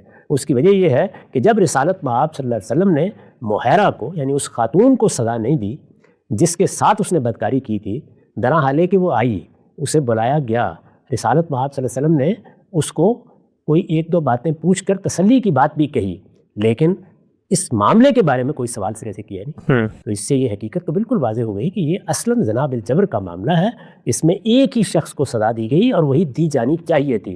اور جو اس سے پہلے مقدمہ میں نے آپ کے سامنے پیش کیا اس میں تو خیر کسی چونو چرا کی کوئی گنجائش ہی نہیں۔ آپ سب مقدمات کی رضاعت واضح ہوتی ہے، جو کچھ ڈیٹا ہمارے پاس اویلیبل ہے وہ اسی کلیم کو سپورٹ کرتا ہے کہ اللہ کے پیغمبر نے جن مجرموں کو سزا دی وہ صرف زنا یا شادی شدہ زانی کے پس منظر میں گفتگو نہیں ہو رہی بلکہ فساد فی الارض کے مجرمین تھے۔ بعض اور بھی روایات ہیں، اس روایت پر تو آپ کا جامع تبصرہ سامنے آ گیا کہ جس میں ایک کنڈیشن بیان کی گئی تھی شادی شدہ یا غیر شادی شدہ کی، فقہا نے یہ بھی کوئی یہی سمجھ لیا۔ آگے بھی چند روایات ہیں، میں جاننا چاہتا ہوں کیا وہ روایت بھی آپ کی نظر میں ہیں جس میں رسالت محمد صلی اللہ علیہ وسلم سے منسوب باتیں کی جاتی ہیں کہ آپ نے شادی شدہ یا غیر شادی شدہ یا بوڑھے یا غیر بوڑھے ان کی بنیاد پر لوگوں کو رجم کیا ہے؟ میں نے اصل روایت پر تفصیل سے تبصرہ کر دیا تھا۔ میرے نزدیک وہی روایت ہے جو قرآن کے امتثال میں رسالت مآب صلی اللہ علیہ وسلم کی زبان فیض ترجمان سے صادر ہوئی، اس کو بھی راویوں نے کس صورت میں بیان کیا ہے وہ ایک الگ بحث ہے۔ اس کے بعد 3 روایتیں اور ہیں، سارے ذخیرے کا جب آپ جائزہ لیتے ہیں تو 3 ہی روایتیں سامنے آتی ہیں۔ ان تینوں روایتوں میں بھی اگر آپ ہمارے طریقے پر غور کریں تو کوئی بڑا مسئلہ نہیں ہے، یہ منہاج کی غلطی ہے جس نے مسئلہ بھی پیدا کیا، مسئلہ انتہائی سنگین بھی بنا دیا ہے، اور پھر نوبت وہاں پہنچی ہے جہاں ہم صدیوں سے یہ بحث کر رہے ہیں کہ کیا حدیث قرآن کو منسوخ کر سکتی ہے، اور کم و بیش ہمارے علم نے اس کو اس زاویے سے یا اس زاویے سے مان لیا ہوا ہے۔ اصول فقہ میں اب یہ بات تسلیم کر لی گئی ہے کہ یا ہم بالکل لغو استدلال کے ساتھ یہ ثابت کرنے کی کوشش کریں گے کہ نسخ بھی بیانی ہوتا ہے، اور یا پورے زور کے ساتھ، پورے اصرار کے ساتھ، الہا کے ساتھ کہیں گے کہ حدیث قرآن کو منسوخ کر دیتی ہے۔ میں بار بار توجہ دلا رہا ہوں کہ یہ حدیث کو دیکھنے کا صحیح زاویہ ہی نہیں۔ جب آپ روایت کو اصل مان لیں گے، حدیث کو اصل مان لیں گے اور اس کی روشنی میں قرآن کو دیکھیں گے تو اسی طرح کے نتائج نکلیں گے۔ اگر ہمارے طریقے پر آپ قرآن کو اصل مان کر چلیں تو روایتوں کو سمجھنے میں کوئی بہت زیادہ دقت نہیں ہوتی۔ میں دو چیزوں کی طرف پہلے توجہ دلاؤں گا. جی میں نے آپ کو یہ بتایا کہ قرآن مجید اس معاملے میں بالکل واضح ہے. ہم نے بحث وہیں سے شروع کی کہ موت کی سزا صرف دو صورتوں میں دی جا سکتی. ان میں سے ایک قصاص ہے، میں نے یا آپ نے کسی کو قتل کر دیا، اب قصاص میں قتل کیا جائے گا. دوسرے فساد فی الارض. فساد فی الارض کی کیا کیا صورتیں ہو سکتی ہیں، ہم بڑی تفصیل کے ساتھ اس پہ بات کر رہے ہیں. اسی ذیل میں نے یہ عرض کیا تھا کہ جب بھی آپ کسی مجرم کو سزا دیتے ہیں تو آپ کو دو چیزیں دیکھنی ہوتی ہیں. جرم کی نوعیت کیا ہے. ایک شخص کو آپ نے کسی خاتون کے ساتھ ایک کمرے میں دیکھ لیا، اس کمرے پر زنجیر چڑھا دی گئی تھی اور بند تھا، آپ نے کسی کو بستر میں دیکھ لیا. کیا یہ ساری صورتیں جرم کی ایک ہی نوعیت رکھتی ہیں؟ اس پر قانون کے لحاظ سے بحث کرنا پڑتی ہے. یعنی کیا ہم اس کو بدکاری قرار دے دیں گے، اس پر زنا کی سزا نافذ کر دیں گے؟ یہ زنا کے مقدمات کی کوئی صورت ہوگی، یہ تنبیہ کی چیز ہے، تعزیر کی چیز ہے، یا اس پر وہ آخری سزا نافذ کر دی ہے جو قرآن نے بیان کی ہے؟ جرم کی نوعیت کے بعد یہ بھی دیکھا جاتا ہے کہ مجرم کے حالات کیا ہیں. وہ جس جرم کا مرتکب ہوا ہے اس کے لحاظ سے کوئی ایسی چیز تو نہیں ہے جو اس کے لیے عذر کا باعث بن سکتی ہے. میں نے اس کی مثالیں دی. اس کی ذہنی حالت دیکھنی چاہیے، اس کی عمر دیکھنی چاہیے، اس کی تربیت کس طرح ہوئی ہے، یہ سب دیکھنا چاہیے. اس کی تعلیم خود ہم کو اللہ کی کتاب نے دی ہے اور یہ بتایا ہے کہ یہ سب چیزیں دیکھی جائیں. رسالت مآب صلی اللہ علیہ وسلم نے بھی یہ سب چیزیں دیکھی. اس ذیل میں شادی بھی زیر بحث آ گئی ہے، اس لیے کہ زنا کے معاملے میں یہ بھی دیکھنا چاہیے کہ اس نے اگر اس جرم کا ارتکاب کیا ہے تو کیا یہ شادی شدہ ہے. یعنی ایسا تو نہیں کہ جنسی تسکین کے معاملے میں کسی محرومی نے بات یہاں تک پہنچا دی. یہ ساری چیزیں دیکھنے کی ہوتی ہیں جب آپ مجرم کو سزا دیتے ہیں. اوباشی کے مجرم ہیں، جس طرح کہ میں پہلے عرض کر چکا ہوں، وہ قرآن نے متعین کر دیا. اوباشی کی بھی میں نے وضاحت کر دی کہ اس کی بڑی صورتیں دو ہی ہیں. یہ کہ عورتیں کعبہ گری اختیار کر لیں، یہ بات کہ کسی کو ریپ کر لیا جائے، کسی خاتون کی عصمت دری کر دی جائے. مقدمات سے میں نے واضح کر دیا کہ دونوں مقدمات اصل میں عصمت دری کے مقدمات، ریپ کا مقدمہ وہ بالکل واضح ہے، اس کے بارے میں کوئی دوسری توجہ ہو ہی نہیں سکتی. یہ مجرم کے حالات کو دیکھنا ہے. رسالت مآب صلی اللہ علیہ وسلم نے مجرم کے حالات سے متعلق سوالات بھی کیے. مثال کے طور پر مائز کے بارے میں یہ سوال بھی کیا ہے کہ اس کی ذہنی حالت ٹھیک ہے، یہ بھی معلوم کیا ہے. اسی طرح سے شادی شدہ ہے، غیر شادی شدہ ہے، یہ سوال بھی کیا ہے. اس پر میں نے تبصرہ کرتے ہوئے بتایا تھا کہ یہ مجرم کے احوال میں سے ایک حالت ہے، یہ بھی دیکھی جانی چاہیے. لوگوں نے اس کو یہی بنا کے صورتحال کو خراب کر دیا اور وہ نتائج نکل آئے جو اب ہمارے علم کے سارے معاملے ہی کو بالکل درم برم کر کے رکھ دیتے ہیں. دوسری چیز جو سمجھنے کی ہے وہ زبان کا ایک اسلوب ہے. عربی زبان میں یہ بہت ہے، ہمارے ہاں بھی بعض اوقات ہم اس کو اختیار کر لیتے ہیں. وہ یہ کہ کسی چیز کی مثال کے طور پر 5 صورتیں ہیں، بڑی صورتیں ہیں، ہم ان کو بیان کرنا چاہتے ہیں. ایک جگہ ہم یہ کہیں گے کہ یہ 5 صورتیں ہیں، یہ 3 صورتیں ہیں، یہ 2 صورتیں ہیں. کسی جگہ ان میں سے کسی صورت کے کسی پہلو کو نمایاں کرنا چاہیں گے تو اس کو الگ سے بیان کر دیں گے. اچھا، میں اس کی ایک مثال آپ کے سامنے رکھتا ہوں. جی میں بھی جانتا ہوں، آپ بھی جانتے ہیں کہ ہمارے ایمانیات 5 ہیں. یعنی ہر آدمی جس سے آپ پوچھیں گے وہ گنوا دے گا. قرآن مجید نے بیان کیا ہے، روایتوں میں بھی یہ بات بیان ہوئی ہے. ہم اللہ کو مانتے ہیں، اللہ کے فرشتوں کو مانتے ہیں، اس کے رسولوں کو مانتے ہیں، اس کی کتابوں کو مانتے ہیں اور قیامت کے دن کو مانتے ہیں. جب بھی بیان کیا جائے گا یہ 5 ہی چیزیں ہوں گی. رسالت مآب صلی اللہ علیہ وسلم نے حدیث جبریل میں ایمان باللہ یعنی اللہ پر ایمان کی ایک فرع کو بھی ساتھ ہی بیان کر دیا ہے. اچھا، وَتُؤْمِنُ بِالْقَدْرِ خَيْرِهِ وَشَرِّهِ. یہ اب 6 چیزیں نہیں ہو گئیں، بلکہ اللہ تعالیٰ پر ایمان کا ایک خاص تقاضا ہے جس کو واضح کرنے کے لیے، جس کی طرف لوگوں کو توجہ دلانے کے لیے، جس پر لوگوں کو متنبع رکھنے کے لیے اسے الگ سے بیان کر دیا گیا ہے. بظاہر دیکھیے تو 6 چیزیں ہو گئی ہیں، لیکن یہ 6ٹھی چیز نہیں ہے. یہ 2 باتیں ذہن میں رکھی. ان کو رکھ کر جب آپ دیکھیں گے تو وہ چیزیں جو ان روایتوں میں زیر بحث آئی ہیں وہ بالکل سمجھ میں آ جائیں گی. یعنی یا تو ان میں شادی زیر بحث آئی، میں نے عرض کر دیا کہ وہ اگر کہیں اس طرح بھی بیان ہو گیا ہے کہ 3 صورتیں ہو سکتی ہیں جن میں آپ کسی کو موت کی سزا دیں گے، تو وہ ایسے ہی ہوئی ہیں جس طرح کہ میں نے اس اسلوب کی مثال دی ہے۔ یعنی قرآن کی روشنی میں جب دیکھیں گے تو قرآن نے 2 صورتیں متعین کر دیں، اب ان میں سے کسی ایک صورت کو کسی وقت بیان کرتے وقت لوگوں کو اس کی طرف توجہ دلانے کے لیے یا متنبع رکھنے کے لیے اس کو اس طرح بھی بیان کیا جا سکتا ہے۔ یہ رسالت مآب نے اس طرح بیان کیا یا راویوں نے سمجھ کر آگے بیان کر دیا، وہ ایک الگ بحث ہے۔ ایک یہ چیز ذہن میں رکھیے۔ دوسرے یہ ذہن میں رکھیے کہ جس طرح شادی کا معاملہ مجرم کے احوال کے ذیل میں زیر بحث آ جاتا ہے، اسی طرح بڑھاپا بھی زیر بحث آ جاتا ہے۔ اوباشی ہے، ایک لڑکے نے، نوجوان لڑکے نے اوباشی اختیار کر لی ہے۔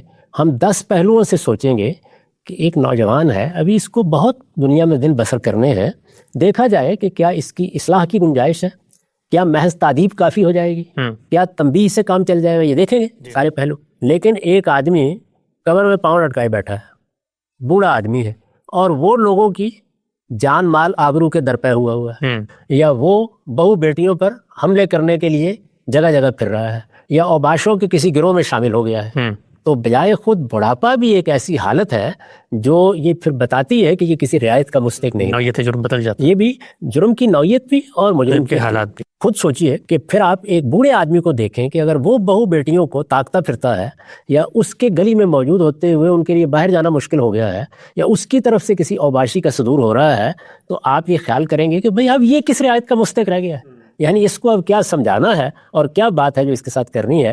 یہ چیزیں مختلف وقتوں میں زیر بحث آئی ہیں، ٹھیک، یعنی کسی موقع کے اوپر کسی مقدمے میں زیر بحث آئی ہیں، کسی موقع پر رسالت مآب صلی اللہ علیہ وسلم نے ان کو بیان کیا ہے۔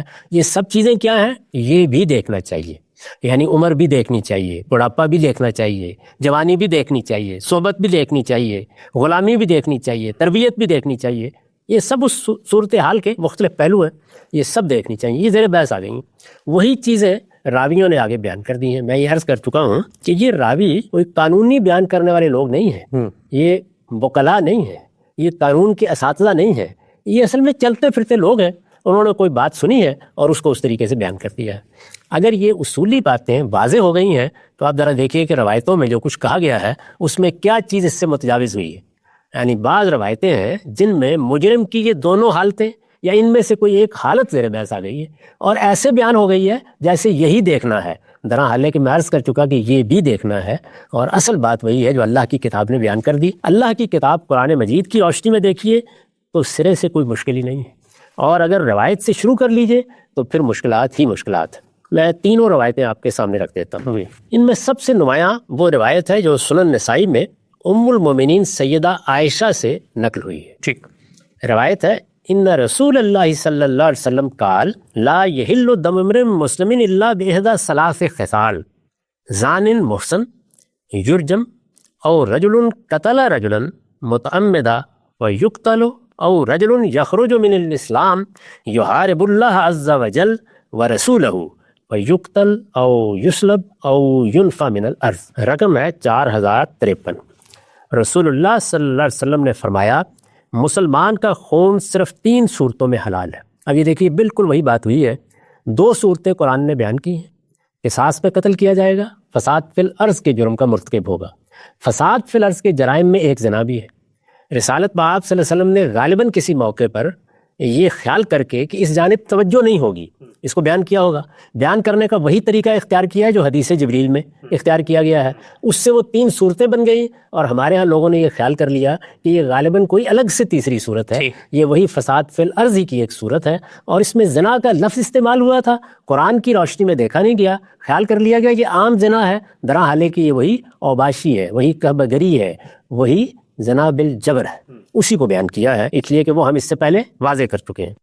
ایک شادی شدہ زانی اسے رجم کیا جائے گا، یہ وہی ایک بات تھی مجرم کے احوال میں سے جو بیان کی گئی تھی، اس کو انہوں نے یہی میں تبدیل کیا، یعنی یہ بھی دیکھا جائے گا، اس کو یہی میں تبدیل کیا، اس سے یہ مناتے حکم بن گیا، اور نتیجے کے طور پر وہ سب مسائل پیدا ہو گئے جس میں اب اس روایت سے ہم قرآن مجید کو منسوخ کرتے ہیں۔ ایک شادی شدہ زانی اسے رجم کیا جائے گا، دوسرے وہ شخص جس نے کسی کو جان بوجھ کر قتل کیا ہو، تیسرے وہ شخص جو اسلام چھوڑ کر اللہ اور اس کے رسول سے آمادہ جنگ ہو، اسے قتل کیا جائے گا یا سولی دی جائے گی یا وہ جلاوطن کر دیا جائے گا۔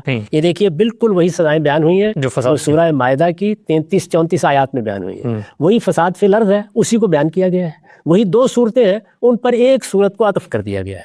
جیسے بعض اوقات ہم عام پر خاص کو عطف کر دیتے ہیں، جیسے بعض اوقات ہم کسی چیز پر اس کے کسی تقاضے کو عطف کر دیتے ہیں، اس کے کسی لازم کو عطف کر دیتے ہیں۔ یہ اس طرح کی صورتحال عربی زبان میں یہ اسالیب عام مل جاتے ہیں، اس کو لوگوں نے غلط سمجھا ہے۔ میں نے اس کی وضاحت کر دی۔ دوسری روایت دیکھی، یہ فتح الباری میں نقل ہوئی، فتح الباری کی 12ویں جلد میں 157 صفحے پر نقل کی گئی ہے۔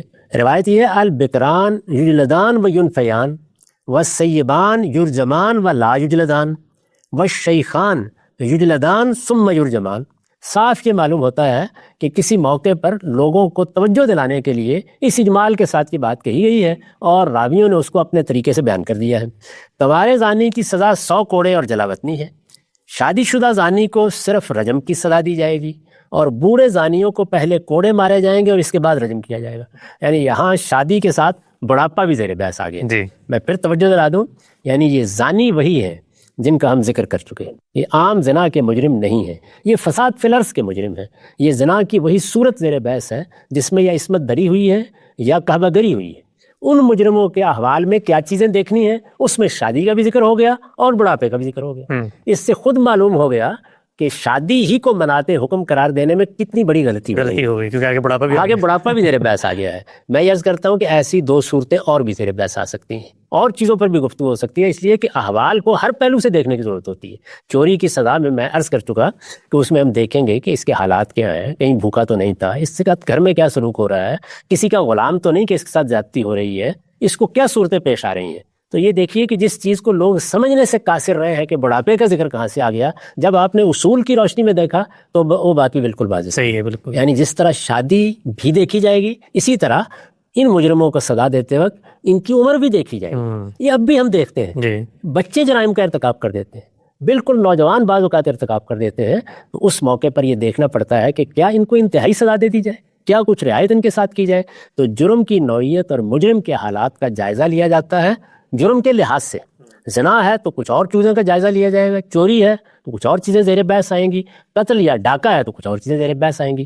ان سب کا جائزہ لیا جاتا ہے تاکہ یہ طے کیا جا سکے کہ مجرم کو انتہائی سزا دینی ہے یا وہ کسی رعایت کا مستحق ہے۔ یہ دو روایتیں ہیں۔ اس کے بعد تیسری روایت آتی ہے۔ تیسری روایت کو اگر آپ بعدین نظر میں دیکھیں تو وہ اس قابل بھی نہیں ٹھہرتی کہ اس کا ذکر بھی کیا جائے۔ اچھا، بعدین نظر میں دیکھیں، میں بتاتا ہوں کیوں۔ ذرا پہلے روایت سنیے جی۔ یہ موطا امام مالک سے میں روایت پڑھ رہا ہوں۔ قال ایاکم ان تہلکوا عن آیت الرجم ان یقول قائل لا نجد حدین فی کتاب اللہ فقد رجم رسول اللہ صلی اللہ علیہ وسلم ورجمنا والذی نفسی بیدہ لولا ان یقول الناس زاد عمر بن الخطاب فی کتاب اللہ تعالی لکتبتها الشیخ والشیخۃ فرجموہما البتۃ فإنا قد کرانا۔ رقم ہے 2568۔ ترجمہ ہے، عمر رضی اللہ عنہ نے فرمایا تم آیت رجم کا انکار کر کے اپنے آپ کو ہلاکت میں ڈالنے سے بچو۔ یعنی یہ معلوم ہوا کہ کوئی آیت رجم بھی تھی۔ ایسا نہ ہو کہ کہنے والے کہیں کہ ہم تو اللہ کی کتاب میں دو سزاؤں تعزیانے اور رجم کا ذکر کہیں نہیں پاتے۔ بے شک حضور صلی اللہ علیہ وسلم نے بھی رجم کیا اور ہم نے بھی۔ اس ذات کی قسم جس کے قبضے میں میری جان ہے، مجھے اگر اندیشہ نہ ہوتا کہ لوگ کہیں گے کہ عمر نے اللہ کی کتاب میں اضافہ کر دیا تو میں یہ آیت قرآن مجید میں لکھ دیتا، اس لیے کہ ہم نے یہ آیت خود تلاوت کی ہے اور وہ آیت کے الفاظ کیا نقل ہوئے ہیں، الشیخ والشیخۃ فرجموہما البتۃ، بوڑھے زانی اور بوڑھی زانیہ کو لازماً رجم کر دو۔ عجیب۔ اب دیکھیے یہاں ہوا کیا ہے، قرآن کی ایک آیت تھی جو اب اس میں نہیں ہے، روایت یہ بیان کر رہی ہے۔ آیت کیا تھی، اس کے الفاظ ہیں، اس میں شادی کا سرے سے ذکر ہی نہیں ہے، جس کی بنیاد جبکہ سب کے سب لوگ رجم کی سزا اسی بنیاد پر دے رہے ہیں۔ وہاں ایک بوڑھے اور ایک بڑھیا کا ذکر ہو رہا ہے، یہ صورتحال ہے۔ بعدین نظر میں دیکھیے تو کیا اس روایت کو قابل التفات بھی سمجھا جا سکتا ہے؟ میں نے اس پر تبصرہ کیا ہے، وہ ذرا سن لیجیے، اس سے واضح ہو جائے گا کہ اس معاملے میں ہمارے علماء کس حد تک چلے گئے ہیں۔ میں نے لکھا ہے، دوسری بات جو ان میں سے خاص کر موطا امام مالک کی روایت سے سامنے آتی ہے وہ یہ ہے کہ سارا قرآن یہی نہیں جو اس وقت ہمارے پاس موجود ہے، بلکہ اس میں سے بعض آیات نکال دی گئی. یعنی اس رجم کے معاملے میں غلطی کو درست کرتے کرتے نوبت یہاں تک پہنچی. اللہ اکبر. قرآن منسوخ کر دیا جائے، قرآن کا حکم منسوخ کر دیا جائے، وہ ایک جگہ تھی. اس سے آگے اب یہ ہے کہ قرآن مجید کی ایک آیت تھی جس میں یہ حکم بیان ہوا تھا، وہ نکال دی گئی. یہ بات ظاہر ہے کہ نہایت خطرناک ہے، اور جس منافق نے بھی اسے وضع کیا ہے اس کا مقصد صاف یہی معلوم ہوتا ہے کہ قرآن مجید کو لوگوں کی نگاہوں میں مشتبہ ٹھہرایا جائے اور اہل فتنہ کے لیے راستہ نکالا جائے کہ وہ اس طرح کی بعض دوسری آیات وضع کر کے اپنے عقائد و نظریات بھی اللہ کی اس کتاب میں داخل کر سکیں. اس کے سوا کیا کہا جا سکتا ہے؟ اگر اس کو اسی طرح لے لیا جائے کہ اس کے علاوہ کوئی معنی ہو ہی نہیں سکتے کہ یہ کسی منافق نے قرآن مجید کو مشتبہ ٹھہرانے کے لیے دراندازی کی ہے. پھر وہ جملہ جسے اس روایت میں قرآن کی آیت قرار دیا گیا ہے زبان و بیان کے لحاظ سے اس قدر پست ہے کہ قرآن کے مخمل میں اس ٹاٹ کا پیمن لگانا اور اس کی لاہوتی زبان کے ساتھ اس کا جوڑ ملانا تو ایک طرف کسی سلیم المذاق آدمی کے لیے اسے پیغمبر کا قول قرار دینا بھی ممکن نہیں ہے. یہ میں یہاں توجہ دلاؤں، طالب علموں کو بھی ہمیشہ اسے پیش نظر رکھنا چاہیے. قرآن لفظوں کے انتخاب میں بھی اپنا ایک غیر معمولی بلند ذوق رکھتا ہے. عربی زبان کے دو لفظ ہیں البتت، ایذن، قرآن میں کہیں استعمال ہی نہیں ہوئے. اچھا. وہ اس مدعا کو بالکل دوسرے طریقے سے ادا کرتا ہے. ظاہر ہے کہ یہ الفاظ کسی مدعا کو ادا کرنے کے لیے وضع ہوئے ہیں، لیکن یہ اس کے ذوق کے مطابق نہیں ہے، تو وہ اسی مدعا کو ادا کرتا ہے اور مختلف اسالیب اس کے لیے اختیار کر لیتا ہے، لیکن یہ دو لفظ استعمال نہیں کرتا. یہ کتنی دلچسپ بات ہے کہ جب کسی منافق نے یہ روایت گھڑی ہے تو اس میں جو لفظ استعمال ہوئے وہ ہے البتت، جو قرآن مجید نے کبھی استعمال ہی نہیں کیا. اور پھر جملے کی جو ساخت ہے اس کو دیکھ کر یہ ایک باذوق آدمی پکار اٹھتا ہے کہ یہ قرآن نہیں ہو سکتا، یہ تو پیغمبر کی زبان بھی نہیں ہے. پھر یہ بات بھی نہایت مضحکہ خیز ہے کہ آیت نکال دی گئی اور اس کا حکم ہی باقی. ٹھیک ہے جی. یعنی اگر حکم باقی ہے تو آیت کیوں نکال دی گئی؟ آیت نکال دی گئی اور اس کا حکم ابھی باقی ہے، جبکہ قرآن میں وہ آیتیں بھی موجود ہیں جن کا حکم قرآن ہی کی کسی دوسری آیت سے منسوخ ہو گیا ہے. یعنی قرآن نے اپنے بعض احکام میں کچھ تغیر کیا ہے، اس کے الگ سے دلائل ہیں، وہاں وہ آیتیں موجود ہیں. اور یہاں کیا صورتحال ہے؟ آیت نکال دی گئی اور حکم باقی ہے. پھر یہ سوال بھی اس کے بارے میں ہر عاقل کے ذہن میں پیدا ہوتا ہے کہ یہ اگر قرآن کی ایک آیت تھی اور نکال دی گئی تو اس سے یہ بات ثابت ہو گئی کہ اس کا حکم بھی ختم ہو گئی. اس سے اب رجم کے حق میں استدلال آخر کس طرح کیا جائے گا؟ استاذ امام امین احسن اصلاحی نے اس کے بارے میں بالکل صحیح لکھا ہے. یہ روایت بالکل بیہودہ روایت ہے، اور ستم یہ ہے کہ اس کو منسوب حضرت عمر کی طرف کیا گیا ہے، حالانکہ ان کے عہد مبارک میں اگر کوئی یہ روایت کرنے کی جرت کرتا تو مجھے یقین ہے کہ وہ ان کے درے سے نہ بچ سکتا. اللہ. اس روایت پر بعدین نظر میں جس طرح یہ سامنے آتی ہے یہ ہمارا تبصرہ ہے. لیکن میں آپ سے عرض کرتا ہوں کہ اسی روایت کو آپ بخاری میں دیکھیے تو یہ بالکل واضح ہو جاتا ہے کہ بات کیا کہی گئی تھی اور لوگوں نے اسے کیا بنا دیا. یہی روایت ہے، یعنی سیدنا عمر کی روایت ہے، ان کے اسی خطبے سے لی گئی ہے، اور بخاری میں یہ بالکل دوسرے طریقے سے نقل ہوئی ہے. بخاری میں اس کا رقم ہے 6830. لکھا ہے ان اللہ بعث محمدً صلی اللہ علیہ وسلم بالحق وانزل علیہ الکتاب فکان مما انزل اللہ آیات الرجم فقراناها واکلناها وویناها رجم رسول اللہ صلی اللہ علیہ وسلم ورجمنا بعدہ فاخشى ان طالب الناس زمان ان یقول قائل واللہ ما نجد آیات الرجم فی کتاب اللہ فیذلوا بترک فریضۃ انزلها اللہ والرجم فی کتاب اللہ حق علی من زنا اذا احسن من الرجال والنساء. ترجمہ ہے عمر رضی اللہ عنہ نے فرمایا، وہی روایت ہے، بے شک اللہ تعالیٰ نے محمد صلی اللہ علیہ وسلم کو حق کے ساتھ بھیجا اور ان پر اپنی کتاب نازل کی، اس میں آیت رجم بھی تھی. یہ اس پس منظر میں ترجمہ ہے. چنانچہ ہم نے اسے پڑھا اور سمجھا اور یاد کیا. پھر رسول اللہ صلی اللہ علیہ وسلم نے بھی اسی بنا پر رجم کیا اور ان کے بعد ہم نے بھی رجم کیا. مجھے اندیشہ ہے کہ لوگوں پر کچھ زیادہ عرصہ نہیں گزرے گا کہ کہنے والے کہیں گے کہ ہم تو رجم کی آیت اللہ کی کتاب میں کہیں نہیں پاتے، اور اس طرح اللہ کے نازل کردہ ایک فرض کو چھوڑ کر گمراہ ہوں گے. یاد رکھو، رجم اللہ کی کتاب میں ہر اس مرد و عورت پر واجب ہے جو شادی کے بعد زنا کرے. اگر اس روایت کے اندر اتر کر دیکھیے تو یہ صاف معلوم ہوتا ہے کہ وہ یہ کہہ رہے ہیں کہ رجم کا حکم بھی قرآن ہی سے ماخوذ ہے. وہ آیت ہم نے پڑھی بھی ہے اور سمجھی بھی ہے. یہ ہو سکتا ہے کہ انہوں نے اس موقع کے اوپر اپنے سامنے بیٹھے ہوئے لوگوں کے علم پر اعتماد کرتے ہوئے حوالہ نہ دیا ہو. ٹھیک. وہ آیت کون سی ہے؟ فساد فی الارض. اسی پر ہم گفتگو کر رہے ہیں. یعنی وہ سورہ مائدہ کی آیات 33-34 ہے. یہ سزائیں انہی میں بیان ہوئی ہیں. انہی میں جو این یقتلوا کے الفاظ تھے، رسالت مآب صلی اللہ علیہ وسلم نے ان کے تحت رجم کی سزا دی ہے.